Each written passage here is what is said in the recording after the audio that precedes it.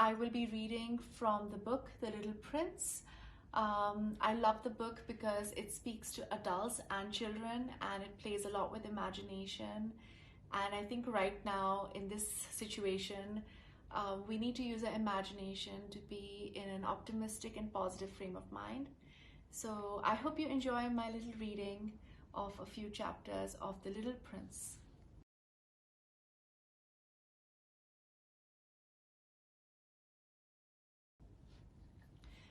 The Little Prince by Antoine de Saint-Exupéry. Once, when I was 6 years old, I saw a magnificent picture in a book called True Stories from Nature about the primeval forest. It was a picture of a boa constrictor in the act of swallowing an animal. Here is a copy of the drawing. In the book it said, boa constrictors swallow their prey whole without chewing it. After that, they are not able to move and they sleep through the 6 months that they need for digestion. I pondered deeply. Then, over the adventures of the jungle, and after some work with a colored pencil, I succeeded in making my first drawing. My drawing number 1. It looked something like this. I showed my masterpiece to the grown-ups and asked them whether the drawing frightened them. But they answered, "Frightened? Why should anyone be frightened by a hat?" My drawing was not a picture of a hat.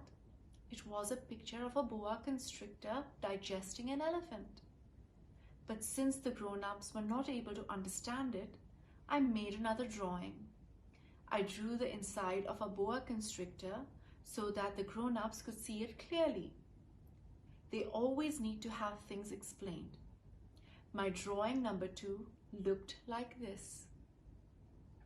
The grown-ups' response this time was to advise me to lay aside my drawings of boa constrictors, whether from the inside or the outside, and devote myself instead to a geography, history, and arithmetic and grammar.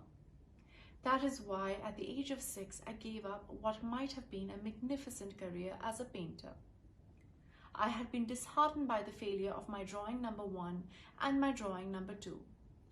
Grown-ups never understand anything by themselves, and it is tiresome for children to be always and forever explaining things to them. So then I chose another profession and learned to pilot airplanes. I have flown a little over all parts of the world, and it is true that geography has been very useful to me. At a glance, I can distinguish China from Arizona. If one gets lost in the night, such knowledge is valuable. In the course of this life, I've had a great many encounters with a great many people who have been concerned with matters of consequence. I have lived a great deal among grown-ups. I have seen them intimately, close at hand, and that hasn't much improved my opinion of them.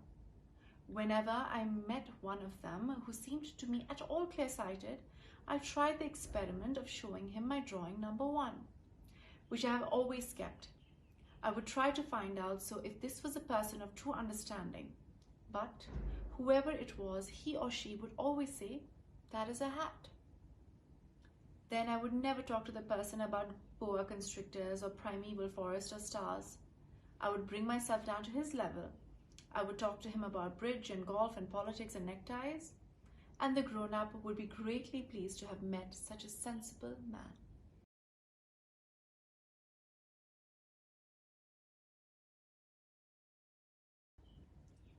So I lived my life alone without anyone that I could really talk to, until I had an accident with my plane in the desert of Sahara 6 years ago. Something was broken in my engine, and as I had with me neither a mechanic nor any passengers, I set myself to attempt the difficult repairs all alone. It was a question of life or death for me. I had scarcely enough drinking water to last a week.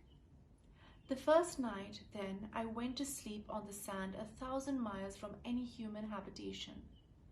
I was more isolated than a shipwrecked sailor on a raft in the middle of the ocean.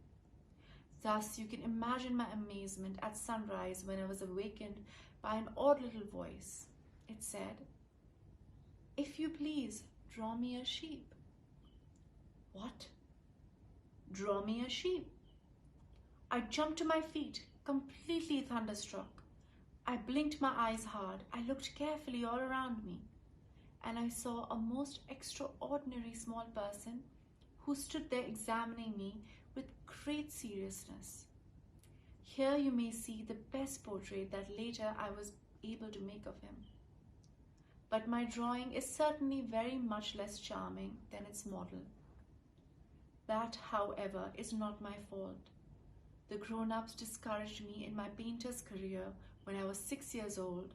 I never learned to draw anything except do boas from the outside and boas from the inside. Now I stared at this sudden apparition with my eyes fairly starting out of my head in astonishment. Remember, I had crashed in the desert 1,000 miles from any inhabited region. And yet my little man seemed neither to be straying uncertainly among the sands, nor to be fainting from fatigue or hunger or thirst or fear. Nothing about him gave any suggestion of a child lost in the middle of the desert, 1,000 miles from any human habitation. When at last I was able to speak, I said to him, "But what are you doing here?" And in answer he repeated very slowly, as if he was speaking of a matter of great consequence, "If you please, draw me a sheep." When a mystery is too overpowering, one dare not disobey. Absurd as it might seem to me, 1,000 miles from any human habitation, and in danger of death, I took out of my pocket a sheet of paper and my fountain pen. But then I remembered how my studies had been concentrated on geography, history, arithmetic, and grammar, and I told the little chap, a little crossly too, that I do not know how to draw. He answered me, "That doesn't matter. Draw me a sheep." But I had never drawn a sheep, so I drew for him one of the 2 pictures I had drawn so often. It was that of the boa constrictor from the outside. And I was astounded to hear the little fellow greet it with, No, I do not want an elephant inside a boa constrictor. A boa constrictor is a very dangerous creature and an elephant is very cumbersome. Where I live, everything is very small. What I need is a sheep.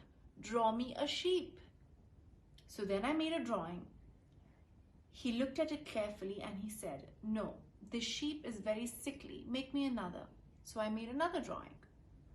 My friend smiled gently and indulgently. "You see yourself," he said, "that this is not a sheep. This is a ram. It has horns." So then I did my drawing over once more. It was rejected too, just like the others. "This one is too old. I want a sheep that will live a long time." By this time, my patience was exhausted because I was in a hurry to start taking my engine apart, so I tossed off this drawing. And I threw out an explanation with it. "This is only a box. The sheep you asked for is inside." I was very surprised to see a light break over the face of my young judge. "That is exactly the way I wanted it. Do you think that the sheep will have a great deal of grass?" "Why?" "Because where I live, everything is very small." "There will surely be enough grass for him," I said. "It is a very small sheep that I have given you." He bent his head over the drawing. "Not so small that. Look, he has gone to sleep." And that is how I made the acquaintance of the little prince. Thank you.